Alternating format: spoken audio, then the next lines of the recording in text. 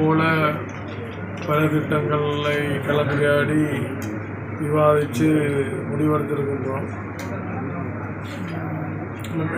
பொதுவாக எல்லாம் பிரதானமான விடயங்கள், முக்கியமான விடயங்கள். கிளிநொச்சி மாவட்ட மக்களது குடிநீர் சம்பந்தமான பிரச்சனை இன்றைக்கு நீண்ட நேரம் கலந்துரையாடப்பட்டது.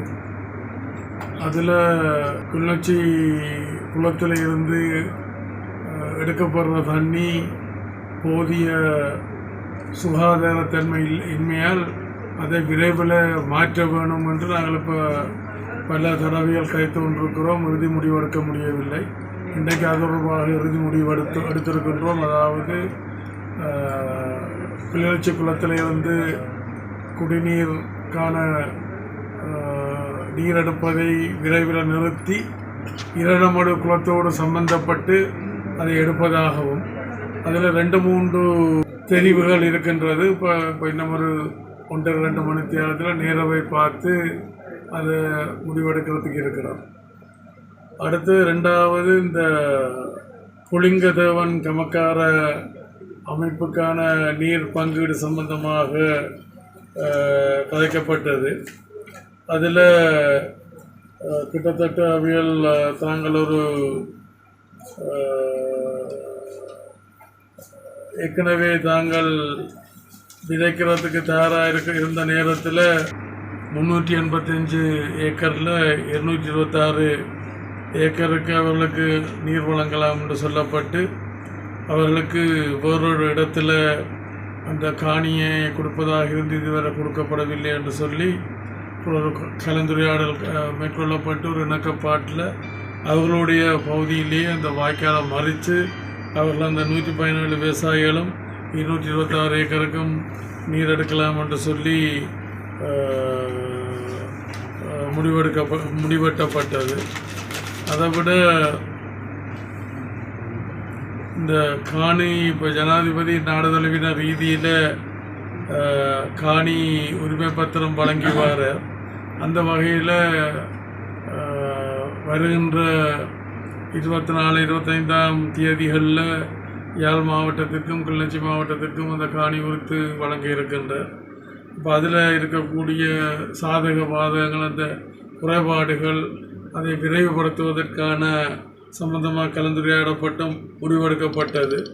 பட் அந்த செஞ்சோல கட்டிடத்தில் ஆமி அதை விட்டுட்டு போனதால் சரியானவர்களுக்கு அதை ஒப்படைக்காததால் வேறு ஆட்கள் வந்து எல்லாம் உடைச்சு அதை சேதப்படுத்தி அதை விற்பனை செய்ய வேண்டும்.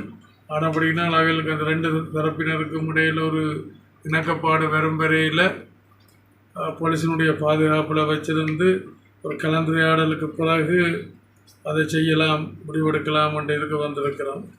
மற்ற அந்த சூரிய கலத்துடனான வீட்டு திட்டம் கிட்டத்தட்ட இதுவரை கிளிநொச்சி மாவட்டத்தில் 7514 பேர் பதியப்பட்டிருக்குது. அவர்களுக்கு உரிய வீட்டு திட்டத்தை கொடுக்கறதுக்கு முயற்சி எடுக்கின்றோம்.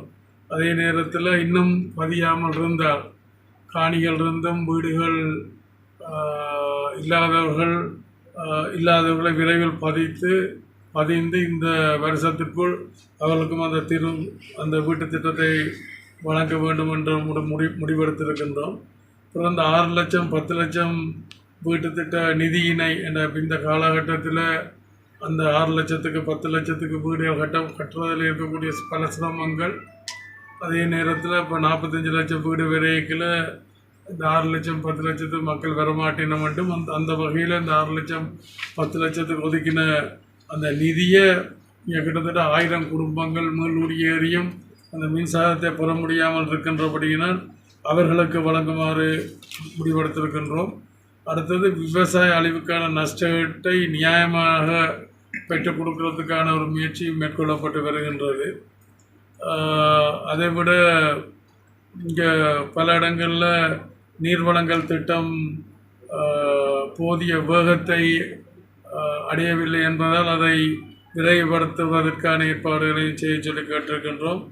அதைவிட இந்த அத்தானி காற்றாடி மின்பெறும் திட்டத்தில் கிட்டத்தட்ட ஒரு உட்கட்டமைப்பு அல்லது உட்கட்டமைப்புக்கும் வாழ்வாதாரத்துக்குன்னு சொல்லி 2 பில்லியன் என்று சொன்னால் 200 கோடி அத்தானி நிறுவனத்திடம் இருந்து பெற்று இவர்களை முன்னெடுக்க இருக்கின்றோம். மற்றது மாகாண சபைகளுக்கு குறித்த ஒதுக்கப்பட்ட நிதி ஒதுக்கீட்டில் முன்னேற்ற திட்டங்கள் சம்பந்தமாக ஆராய்ந்தோம். நன்றி. முதல்ல எந்த தேர்தல் வந்தாலும் நாங்கள் அதை எதிர்கொள்றதுக்கு தயார். 2வது ஜனாதிபதி தேர்தல் வருகின்ற அறிகுறியெல்லாம் தென்படுகின்றன. அதாவது என்னென்று சொன்னால் ஏற்கனவே நாங்கள் அந்த அனுமதி பத்திரங்களை நிப்பாட்டி வச்சிருந்து இப்போ திடீரென்று வந்துட்டது. அதாவது மட்டக்களப்பு திருவண்ணாமலை அனுராதபுரத்தில் இருந்து இந்த ரூட் பர்மிட் என்றால் வழித்தட அனுமதி பத்திரங்கள் கொடுக்கப்பட்டிருக்குது.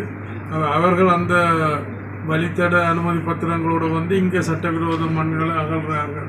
அதை உடனடியாக நிப்பாட்ட சொல்லி நேற்றைக்கு ஜிஎஸ்எம்பி என்றால் கனியவள திணைக்களத்தினுடைய தலைவரோட கதைச்சு அது நிப்பாட்டப்பட்டிருக்கின்றது. போலீசாருக்கும் நடவடிக்கை எடுக்க சொல்லி கேட்டிருக்கின்றோம். உள்நோக்கத்தோட அறியாமையில் கதைகள் வந்தது.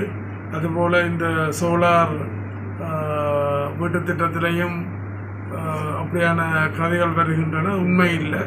40 லட்சம் 45 லட்சம் பெறுமதியான கல் வீடு